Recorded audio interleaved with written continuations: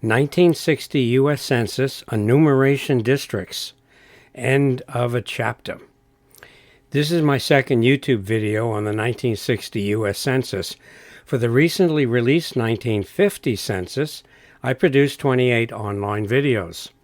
At this time, I don't expect I'll be producing many 1960 videos, and the explanation for that you'll find out during this talk.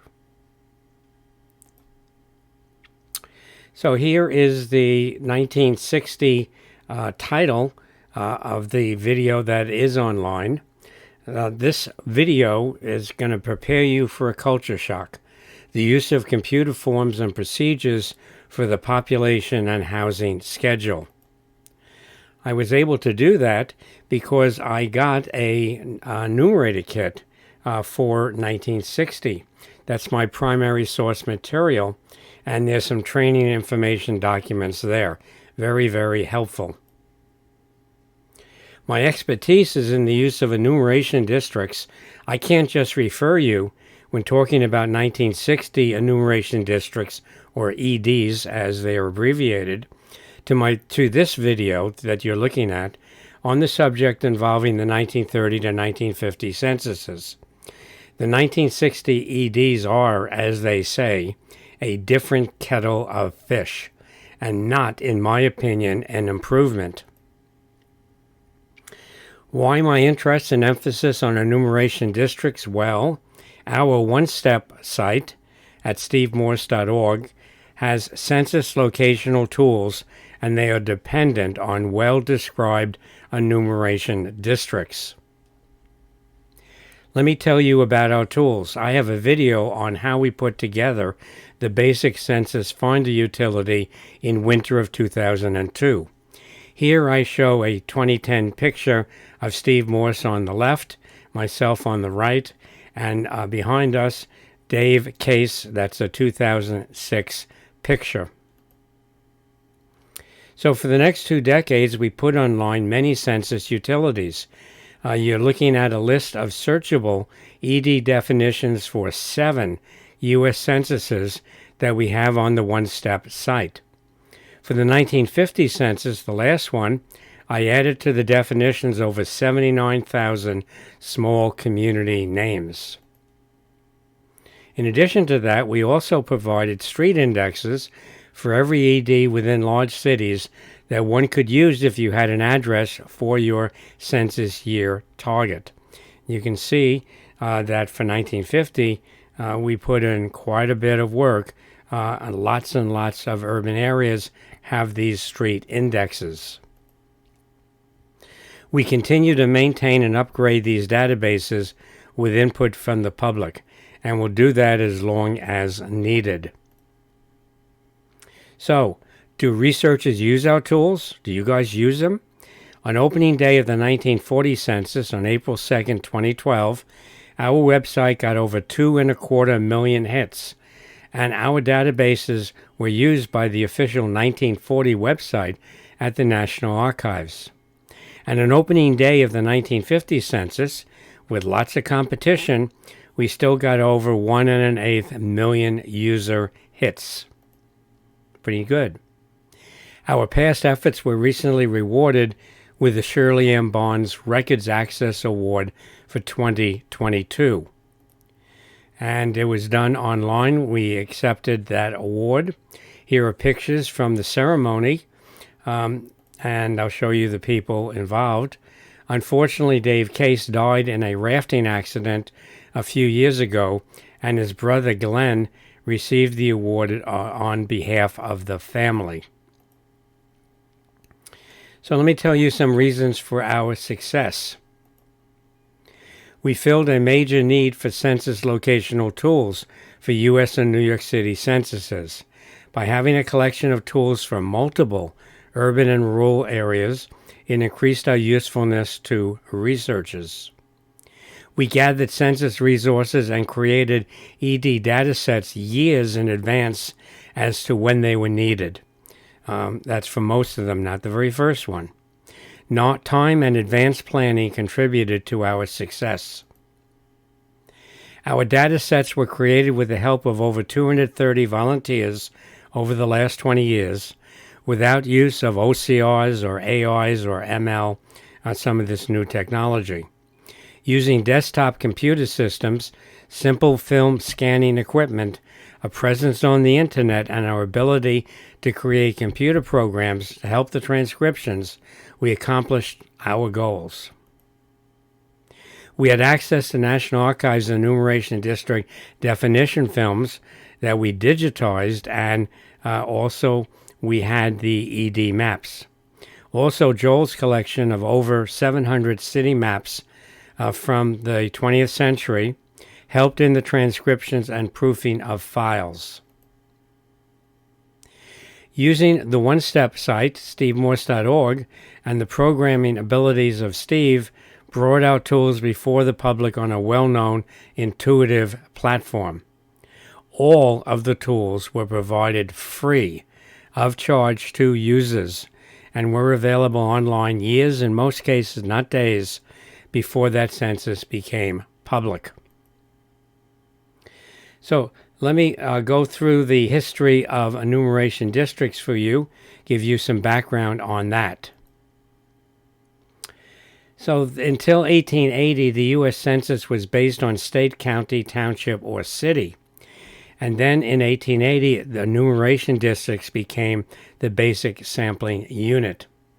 Actually, the Census Bureau statistical sampling unit is not the enumeration district, but often census tracts and other larger geopolitical areas. And there's certainly a trend away from EDs, as in 1960 there was a mail-out census. Eventually the census taker actually picked them up. But after that, in 1870, there was a mail-out, mail-back. So the idea of an enumeration district becomes less and less important. It's a polygon area or an institution. It's a two-part number since 1930. An ED doesn't cross political lines. And ED numbers and boundaries usually change between censuses, and there's some dramatic changes you will see in 1960. So let's look at the 1950 definition of an enumeration district. And I can refer to the Enumerator's reference manual for 1950, very useful. If you do much work with 1950 census, you should get your own copy. And the definition of an ED is an enumeration district is the area which one enumerator, one census taker, must canvass. Is that the same as the 1960 definition? And the answer is no. No. And for this, I look at the Enumerator reference manual that I do have, 1961. And in fact, I scanned it and I put it online. There's some other places you can find it online as well. And notice this definition is not going to mention an enumerator.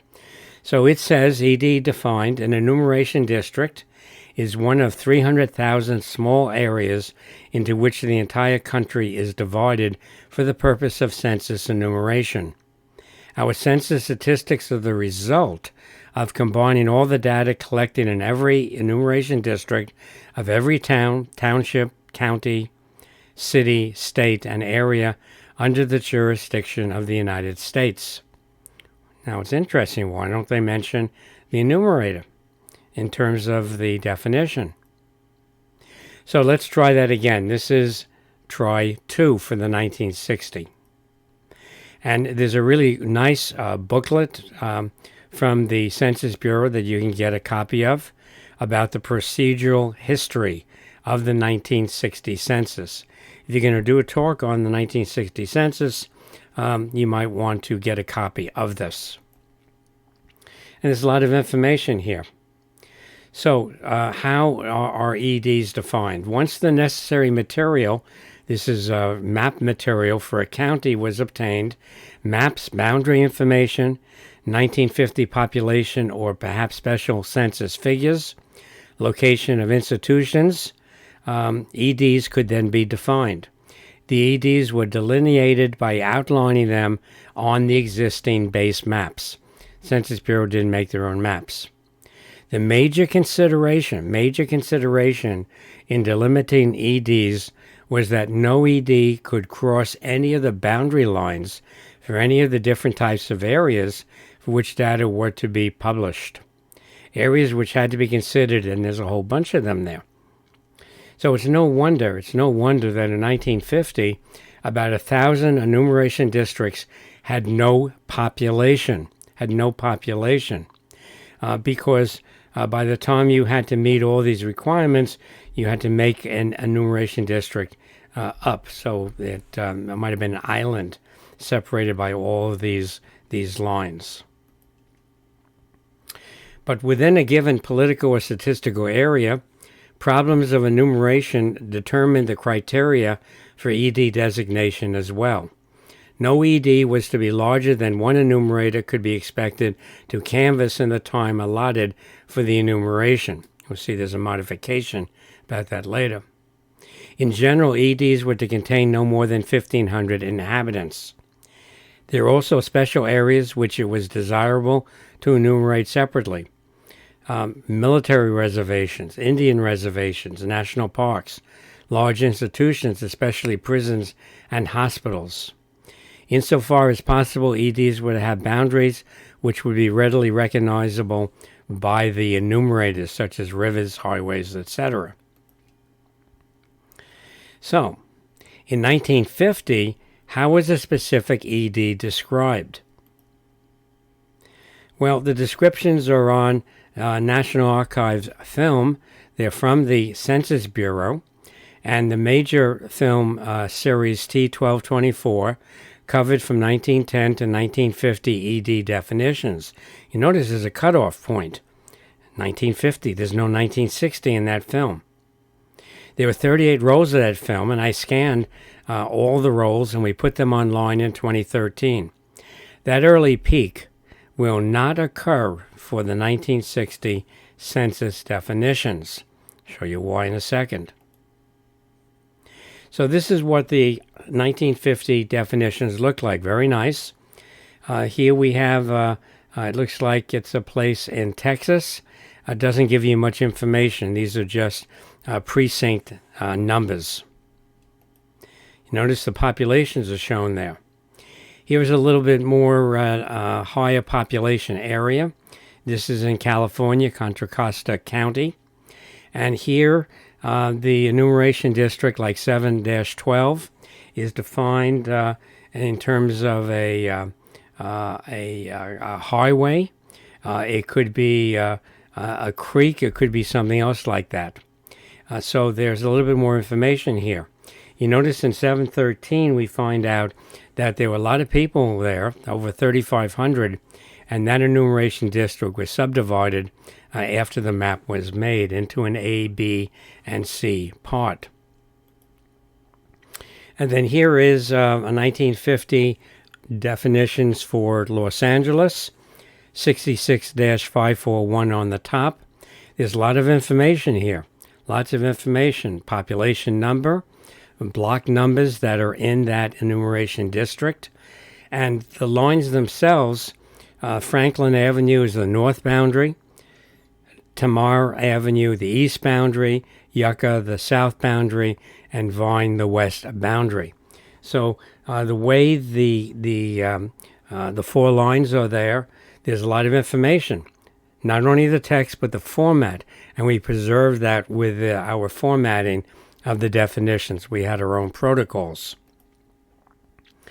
So to emphasize this, those descriptions you just saw have the unincorporated community names, county names, city, town, village names, political subdivisions, boundary street names, features, political lines, potentially institutions, convents, etc., etc. Lots of information. Population of ED on the census year, and maybe even the previous one. A ward number, a census tract number, and maybe a list of individual block numbers. Lots of neat information there, and we transcribed a lot of it and put it online, freely searchable. How is a specific 1960 ED described? Well, Not so easy.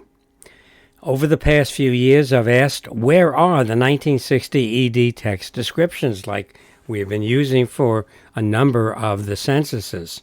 So we could acquire, transcribe, and make them searchable, put them online. I asked the National Archives, I asked the Census Bureau staff, and many other people, and no one could direct me to a specific resource. No one. So I relooked at this procedural history, and I found out something very interesting. So, for the 1950 censuses, 2 complete listings of EDs were prepared. One listing included identification of each ED by county, minor, civil division, incorporated, unincorporated place, ward, tract, urbanized area, and congressional district, along with a detailed boundary description for each ED, which I just showed you. The second listing included the same identification by area, did not include boundary descriptions, but did include footnotes showing changes or corrections to the boundaries and names of counties, etc. And these were, for the 1960 censuses, there was a single listing containing the same types of information as the 2 listings, except that the 1960 ED boundary descriptions were omitted. They were omitted. Without seeing the 1960 ED numbers, I don't know how much information has been lost to us by doing this course-cutting move. I suspect it makes EDs in urban areas and multiple EDs in the same rural area harder to use to pin down a specific location. Institutional names might not be impacted, nor names like towns, townships, cities. I don't know. So, what does that mean? No street boundaries for city EDs? No information about how small towns are divided into EDs by street or geographical features? No advanced population numbers? No block numbers for large cities? Or in the worst case scenario, which I hope is not going to happen, just a number within the EDs of a county or large city prefix. However, they also do this caveat. They say that a narrative description of the area included in the ED was supplied only for the relatively few EDs which were special dwelling places, excluded a special dwelling place located within the ED boundaries, or were small incorporated places for which no suitable maps were available. I interpret this paragraph to mean something called special enumeration districts that occur within existing EDs. They're inside of the ED. So, you can't use the definition that enumeration districts are non-overlapping because these special EDs are inside of their parent ED. To show you this, and I'm going to show you this in a map later, I am in 1950. This is North Carolina in Davidson County. We're looking at ED 29.8. There it's its definition. It's in a township. It's east of a creek, and there's a highway area as well. Then it says excluding JOUAM orphanage. And I've found out that is a fraternal order, Junior Order United American Mechanics. So this institution has been excluded from 29-8 to 29-9. It now is in its own enumeration district inside of 29-8. And when I show you the map, it's not, the number's not going to be there. This is going to be an S with a circle. That's a special enumeration district. I do have the 1950 census map for San Diego. There's a table there showing the special enumeration districts. If you look at it, there's a lot of hotels there that have their own ED. There's an academy. There are a number of different hospitals. And then there's lots of military facilities. What does it look like in 1960? Because I do have that map. And you notice that the prefix here is 72. Well, this is 1960. The prefix is now 447. That's strange. And it's all military bases. So what happened to all the hotels and the hospitals? Are those going to disappear from the ED definitions for 1960? I don't know. And I can't find out because I can't find a list of descriptions of enumeration districts for 1960. Now, there's something to say about consistency, but the 19 ED prefixes broke the mold. Prefix is the first part of the ED number. So let me show you something about that from the procedural history, 1960. It says here that enumeration districts were numbered in a fixed sequence within each state to permit better control of the field work and the data processing. The first part of the ED number referred to the county, city, or in the case of counties containing block cities, which often had their own ED, the part of the county outside the city. This part of the ED number was referred to as the prefix, the first part. Thus, the area assigned one prefix number was referred to as a prefix area. And there were 3628 prefix areas in 1960 on the 50 states and D.C. Well, there are over 3,000 counties in the U.S. states and D.C., and so the rest of them are probably large cities. For geographical identification and control purposes, that's another section I wanted to emphasize it, they are grouped by prefix area. These usually consisted of either a complete county, a city of 50,000 inhabitants or more were given their own prefix, or that portion of a county which lay outside a city of 50,000 inhabitants or more. Now, that's a little bit ambiguous, but I assume that there's only really two. If there's one big, large city and inside a county, we're looking at two prefixes. Okay, I may be wrong on that, actually. Now, both Steve and I are very interested in prefixes. I want to show you a table that we put in this article we wrote that a lot of people looked at to prepare themselves for the 1950 census. So here is California. These are the counties, all the way from Alameda to Yuba. There are actually 58 of them. I'm going to show you some of them. And you can see in the 1930, 40, or 50 census, numbers didn't change because California didn't add or subtract any counties. I also want you to note that San Francisco is kind of unique because it's not only a city, but it's a county. The county and the city are coterminous. They are identical, basically. And then for large cities, in 1930, large cities were given the prefix of the county.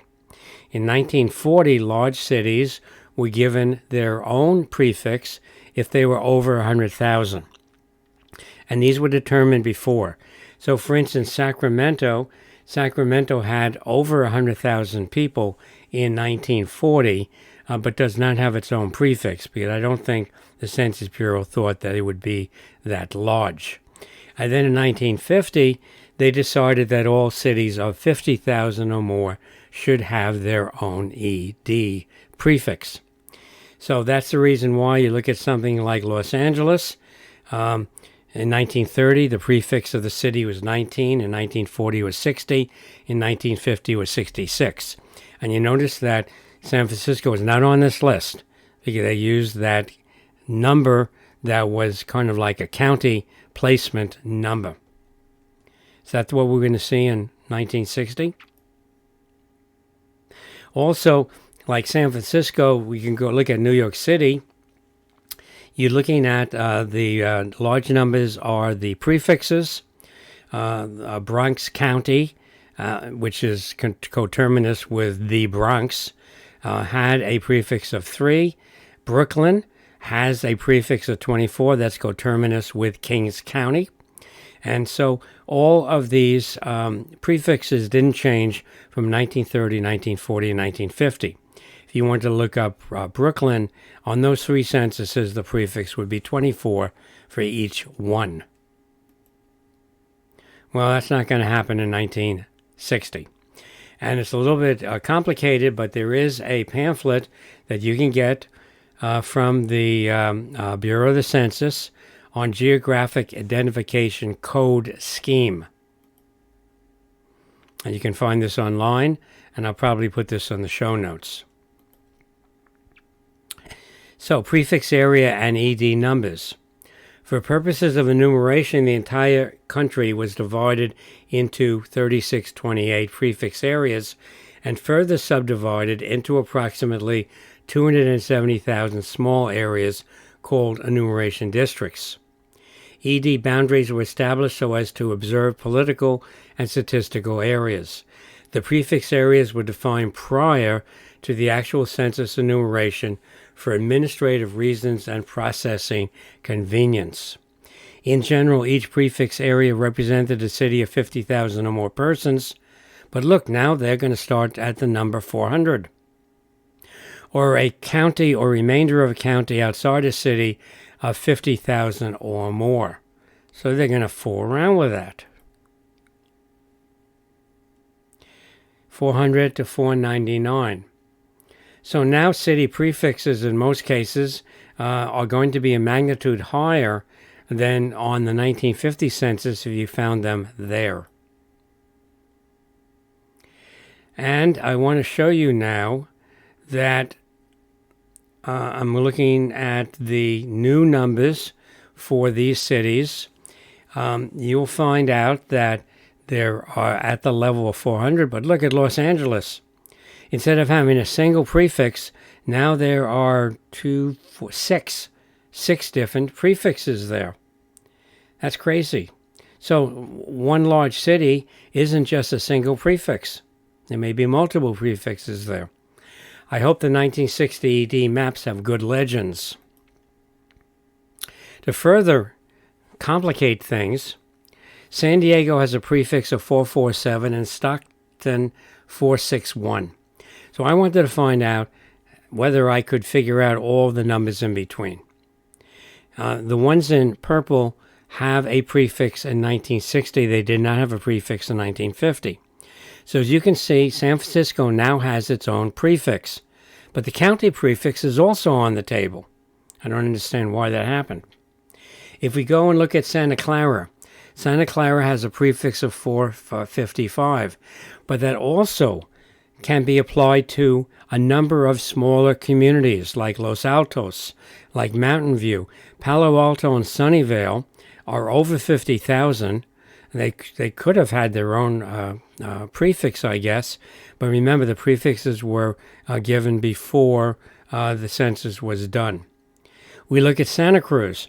Santa Cruz in 1960 had under 26,000 people, and Santa Paula, which has its own enumeration district of 458, only has a population of, in 1960, of under 14,000, if I read all these tables correctly.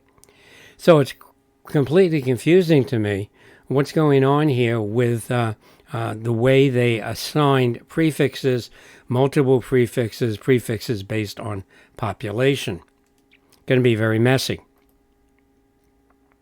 And as for the New York City counties, those numbers are gone.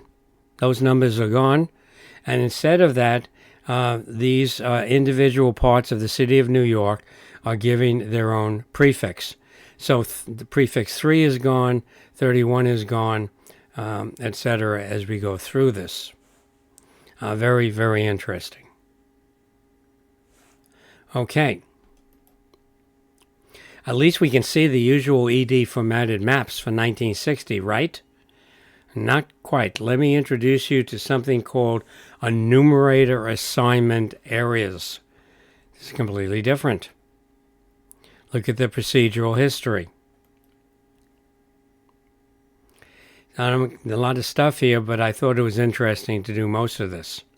I might summarize this. So the first paragraph said that in previous censuses there were thousands of EDs which were inefficient. They were really small EDs, but yet they had to hire an enumerator for each one because that was the definition.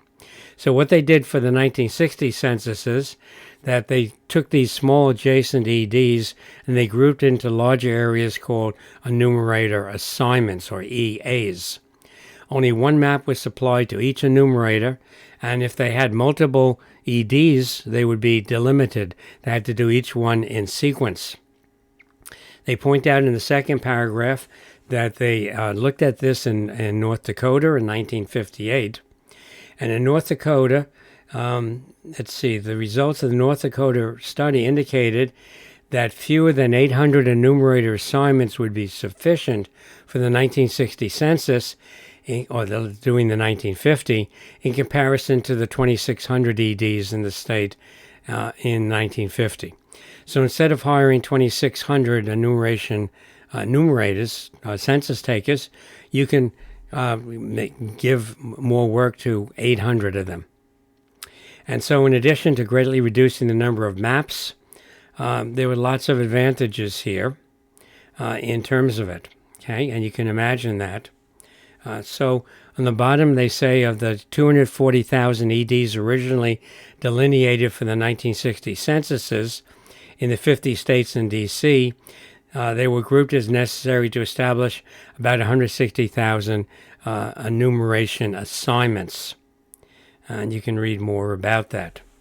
It's still a maximum of 1,500 estimated population and 500 housing units were established for each EA. So an EA could be a single enumeration district. It could be multiple ones. So an EA included one or more enumeration districts. They varied in size from 23 EAs to a square mile in New York City to 1 EA per 400 square miles in some western districts. However, now there's something interesting. Within a prefix area, the basic ED numbers, each containing 4 digits, were assigned as a general practice, beginning with 001 for the ED in the upper left of the map, and then the succeeding numbers. Letter suffixes N, P, R, S, T, U, W, X, Y, and occasionally Z were used to distinguish different EDs in the same EA. Notice what's missing. An O and a Q might be mistaken for a 0, and a 1 and a V might be mistaken for an N, and so they didn't use those. We look at the reference manual for enumerators in 1960. It says your assignment consists of one or more EDs. When you have more than one ED in your assignment, you must canvass and list the EDs in the order as entered on the cover of your listing book, which we're not going to be able to see. Complete the canvass and listing of one ED before you start the other. And then it says here on B, each ED in your assignment will have the same number with a different letter. Same number. This is going to make it really messy in terms of what the maps will look like. In fact, it may even be messy this way. This is from the appendix of the reference manual. It says for an institution like a Veterans Administration hospital, the psychiatric patients may be enumerated in ED 17-25N. The tuberculosis patients in 17-25P. The chronic patients in R. The general patients in S, etc. All with the same number. You can imagine what a map would look like trying to figure that out. So what do these EAs and EDs look like on 1960 ED maps? What do they look like? Now, I have a pretty good YouTube video on ED maps, but the 1960 maps, again, is a different animal. Right now, May 2022, where I'm doing this, there are very few 1960 ED maps online. Only county maps from North Carolina and maps for the city of San Diego. So this is a very small sample. Keep that in mind. So here is Davison County, North Carolina. This is the 1950 ED map. We're going to do a comparison here. You can see a couple of things. You can see, like Allegheny Township, has the enumeration district of 29-3. The 29 is the prefix for Davidson County. You can also see that there's a special enumeration area that we looked at before. That's the orphanage in 29-9. But when we actually look at the map, we're not going to see 29-9 on the map. Instead, we're going to see, as you can see in the upper part, the letter S in a circle. That says it's a special enumeration district, which is usually one more than the ED that is within.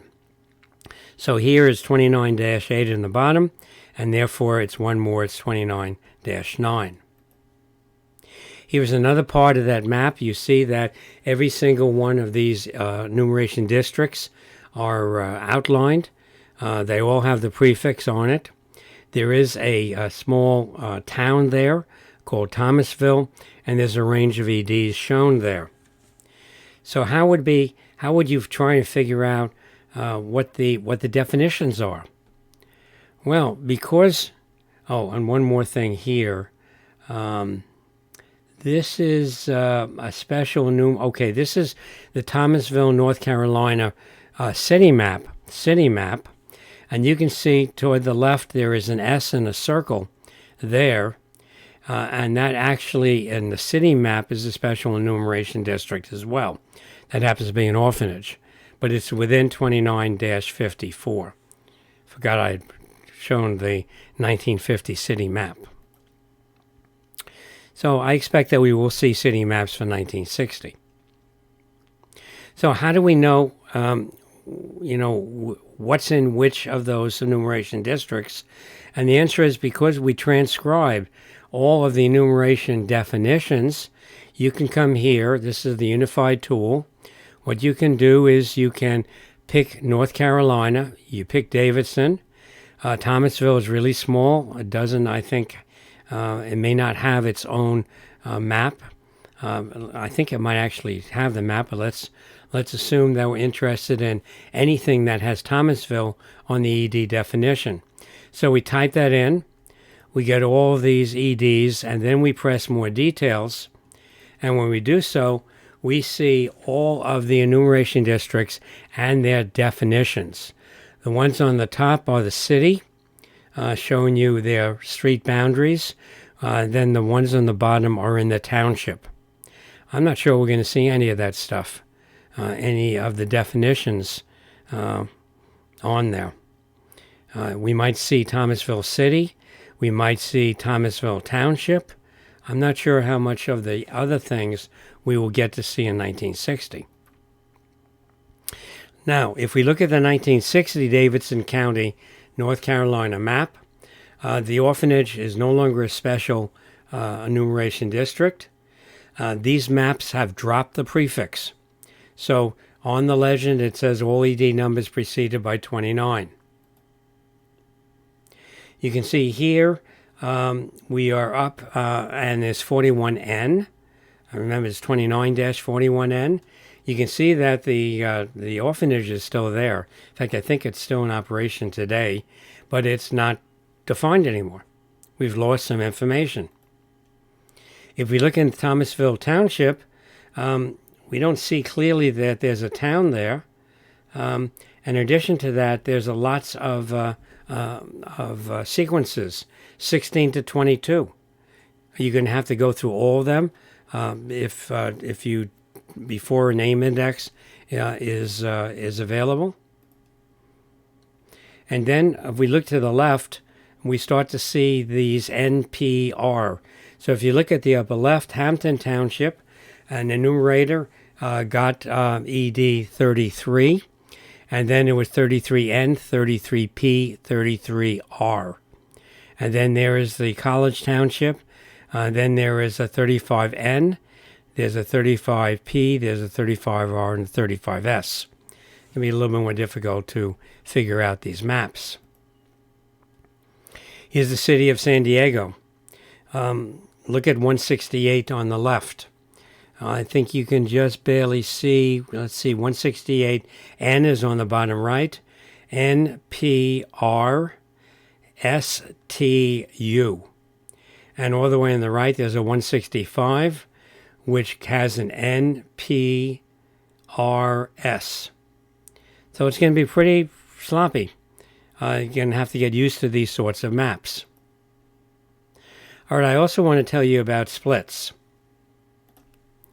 See, during the course, this is from the 1940 handbook, during the course of the canvass, area managers were authorized to subdivide established enumeration districts when necessary. The procedure to be followed allowed for the original enumeration district numbers to be retained and the parts to be marked A, B, etc. So that's an additional letter thing. And the procedural history for 1960 indicated this, that there were approximately 240,000 EDs established for the 1960 censuses.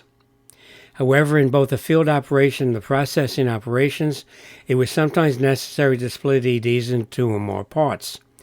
This was done during enumeration because of annexations, changing the boundaries, and other changes in place boundaries or to reduce the enumerator's workload loads or for various other reasons. It was done during processing. So after the census was done, they still could split the ED, because the computers were programmed to handle only EDs having populations of 4,000 or less, and an ED having a population of more than 4,000 was arbitrarily split. So the total number of EDs, including splits, was 272,000. And I estimate that that's about 1 out of 8. In 1950, I estimated about 3% of the EDs were split. Here we're going to get 4 times that number. And let me show you the splits. So we move this map up. Here's Davidson. And I think, now it's interesting because the splits are shown on the ED map. In 1950, we couldn't tell if an ED was split or not. I don't know if this is specific to the county maps here, or this is a general rule. But here it's obvious that 40 was the enumeration district initially, and they split it into an A and a B part. If we look up here we have 49. 49 was originally split into an N, not split, but was given an enumerator assignment of 49N and a 49P to the same enumerator, and then they decided to split 49N. So now we have 49NA and 49NB. It's going to be a lot more to figure out in terms of the protocols here. And here's a similar situation. We have a 51NA and a 51NB and a 51P. All right, so I can see the writing on the wall. The 1960 tools, computer-generated name indexes introduced for the 1950 census rollout, are sure to improve in the resolution for the 1960 rollout in April of 2032. And probably people will be less willing to look up things by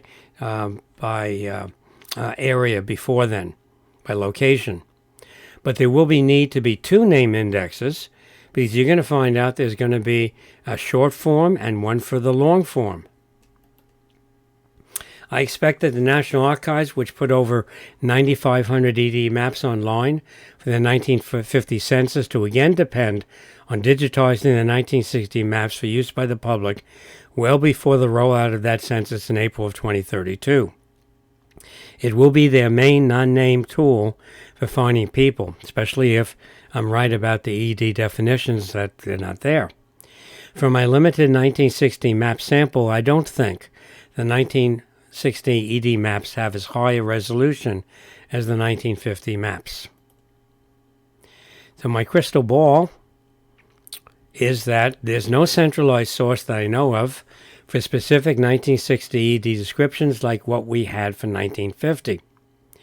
Most of 1960 EDs won't show their boundary descriptions. These situations pose major problems for my team's ability to produce useful ED locational finder tools.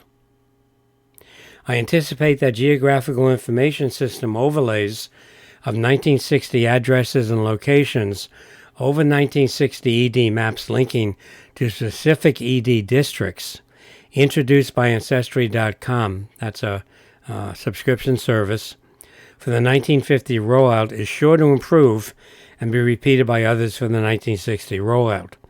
Another reason why people may be reluctant not to do locational tools before the census opens up. So, looking at all this stuff, I think it's time to retire from putting up enumeration district definitions and locations. I think it's time.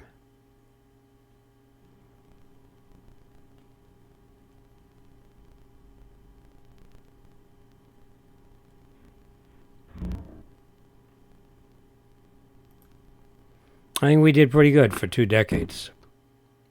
I won't be surprised if the 1960 census locational tools that others will produce don't have as much a resolution as what we had available for the 1950 census. Advances in technology may be tempered by Census Bureau 1960 census cost-cutting procedures. Joel Weintraub, May 2022. This has been another of my JDW talks. I have YouTube talks on genealogy topics, census resources, Ellis Island immigration. I have talks on natural history topics, virtual birding field trips, birding optics, Orange County, California birds, and anything that strikes my fancy, including novelties, zithers, and biology songs.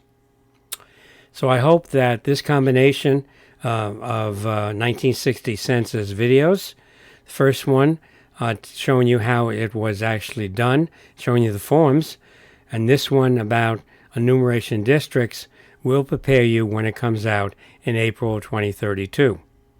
Good luck on your searches.